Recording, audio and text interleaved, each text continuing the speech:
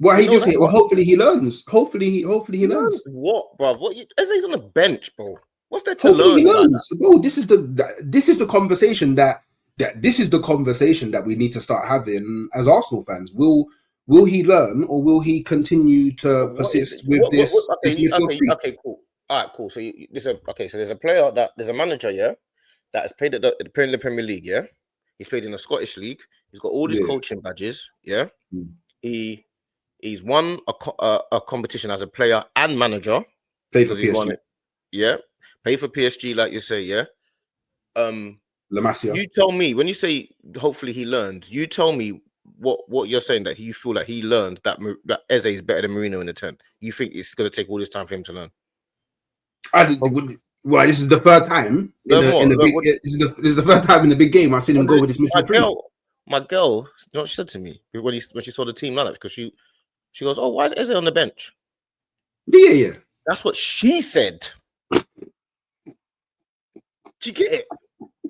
Why is Eze on the bench? Didn't we buy him to play? You know, like somebody that looks at it at a 1D. Yeah, cool. Then you've got people that look at the game 2D. Then you've got the 3D guys. Then you've got the 4D. Bro, if you can see that at 1D, you know, somebody that she doesn't even understand the offside rule fully. I'm still trying to explain that to her. And she can see that Eze should be on the pitch, bro. Yeah, but hopefully he learns. Stop saying that. No, but he needs to stop saying you're going to wind me up, bro. Stop saying that, bro. Stop saying that. Stop saying that. Stop saying that, bro. Stop saying that. No, but this is the third time in a big game where he's gone with this midfield three.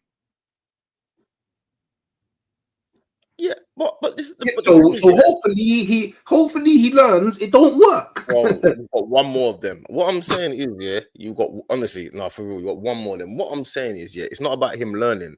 This is not about him learning. He decided to do this. This is what his preferred style of football is. It's not about him learning.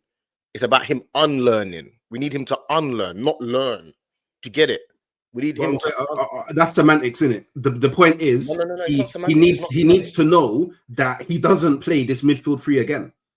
He will. Whether he needs to read books, or I don't know, talk to other people in football, or I don't know, watch videos. I don't know, like have an in-house debate with his Spanish people. I don't know what it is. Whatever it is, he needs to understand this midfield three needs to never appear on the pitch again for Arsenal, especially not in a home game. This is why I say learn, because he doesn't understand this. Because if he understood it, he wouldn't have started with the midfield three. I cussed the midfield three against Liverpool. If we tried to attack the game a bit more, we probably come out with the result. Cool. I cussed the midfield three against Bilbao. We got the win at Bilbao. Cool. After making changes. Now this is what I didn't expect. In the very next game, after seeing that it didn't work from a creative perspective in the Bilbao game, you then go and play the midfield three again. No, but I understand him doing it in Bilbao. I understand. I understand him. See Newcastle. You see when we play Newcastle, we got Newcastle next year. No. Guaranteed he does it. No. And this is why I keep on saying no. It makes sense to me. We will draw the game. It doesn't. It doesn't make sense. I don't care. It doesn't make sense anymore. It doesn't make sense. I understand. I'm sorry. It doesn't make sense anymore. It doesn't make sense anymore. I don't mind. I don't mind you saying that. I don't mind you saying that. No, it don't make sense anymore. Do you know why it don't make any sense? Do you know what? Yeah, if he's gonna do that, then we might as well play all our defenders on the pitch. I agree with you, bro. I agree with you. Because we sacrifice so much from a chance creation perspective that you might as well just say you don't want to win the game. You might as well just say you don't want to score. I agree with you, bro. So I agree with you. And not only that as well, the corners, we're taking corners. Yeah, we know Donnarumma is going to clear everything. He clears everything. So all the corners were negated today. All the corners were negated because we were all over them today. They didn't have anything today. They didn't create any chances. They didn't have any. They didn't dominate the game. Didn't have no possession really. We controlled the whole game. So if you can control, and I think what happened is Arteta didn't realize how much better than Man City we were. I think that's what happened. But the problem is they've got Haaland and that on the pitch, so they've got their attackers on the pitch. We haven't got attackers on the pitch, so they're obviously always going to have a chance. He didn't leave it in our hands. Can we just Do you know what? He's just scared, man. No, I ain't got no excuse for that, man. I ain't got no excuse for him to. He's just scared. Like what makes I don't know what makes a manager put that lineup out at home. It can only be fear, no? It can only be fear. Like, you can only be fearing that if you play a bit more front-footed, you might lose the game.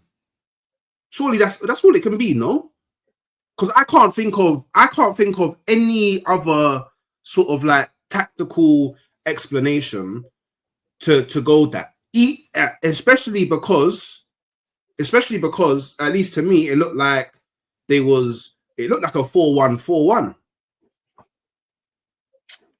There was hella space behind the wingers.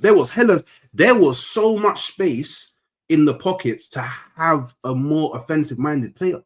I would rather even have Waneri right wing, Madueke left wing. If you're going to play Marino in the 10, I'd rather have that than play. But he played Marino and Trossard, bro, at the same time. At the same time, bro. I just think that. And then in my group chat, I'm chatting to a man in the group chat, and one of them was saying before the game, he was arguing for it, saying, "Bro, I can understand why and whatever." You see, at half time, when we're 1-0 down, in the group chat, we're talking about it, going back and forth, and he goes, "Yeah, but obviously things happen." I say, "Bro, but this was what we all predicted, because we can't play football with Marino in the 10. We all said this. It's not. You can't be annoyed about the obvious.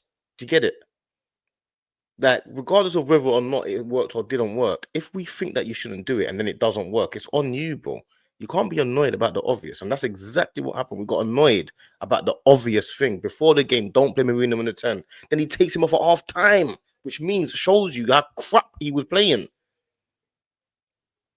Like, what do you want to start going all that attack at half time? I'm happy that he did that, you know. What's that again? I can't lie to you. I can't lie to you. My blood pressure was through the roof, bro, at half time.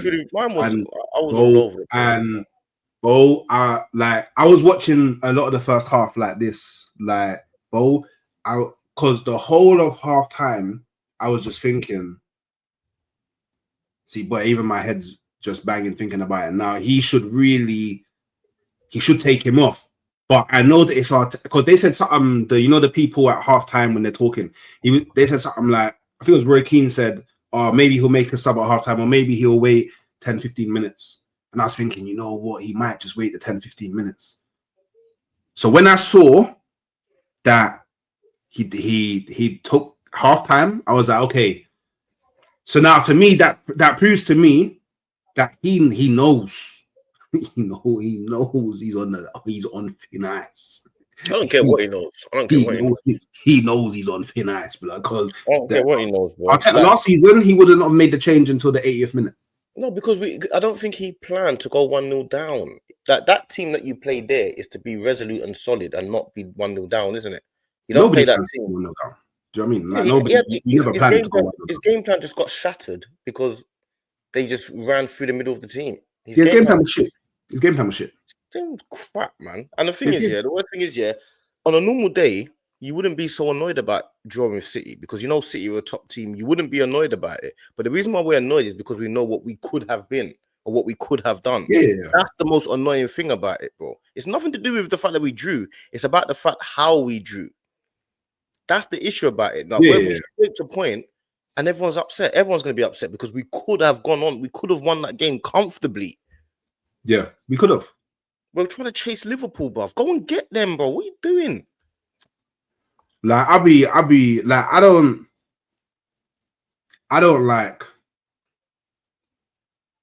so much care about like chasing Liverpool at the moment. I don't so much care about that. It's game week 5. Like, there's 33 Premier League games. Well, we got Newcastle away, but we have to chase them, bro. We got to win this. Yeah, but we got Newcastle away. That's fine. But after Newcastle away, it's still a bit hard, but it's easier than what our first 6 games was. We can't let them get away.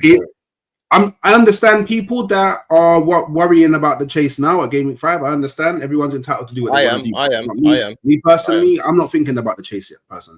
Personally, I'm not thinking about it because, like, before I start thinking about the chase, I've got to see my team actually show me that they want to be part of the chase. I can't start. We're falling behind. Like, this is a fact of it, bro. We're 5 points behind Liverpool, bro. We've got Newcastle next, away from home. Yeah. We're falling behind. Don't think because it's a draw. Like, yes, a draw against City in a normal day wouldn't be about, but the way the game panned out, we're falling behind. And last year we couldn't chase, so we need to stay within touching distance, bruv. Yeah, but that's like, I can't control that. I have to before I start thinking about that.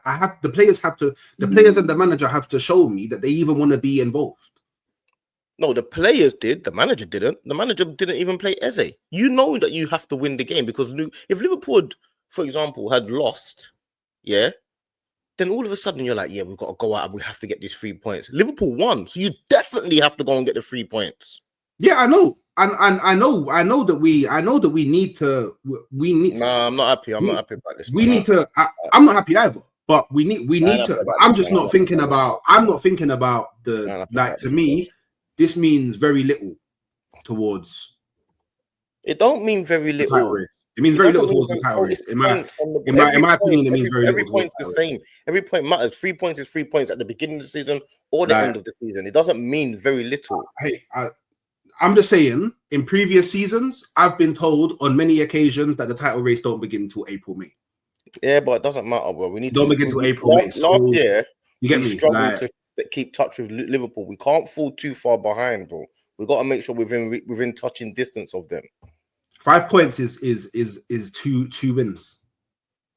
Unless you're telling me that Liverpool are going to drop no points, then that's but if you're telling me Liverpool are going to drop no points, then the season's done already. It's not about Liverpool not dropping points. It's about me having the faith that we're going to continue winning. It's not about Liverpool dropping points. We will drop more points. Feel like everyone's going to drop points, but I'm saying we cannot fall too far behind, bro.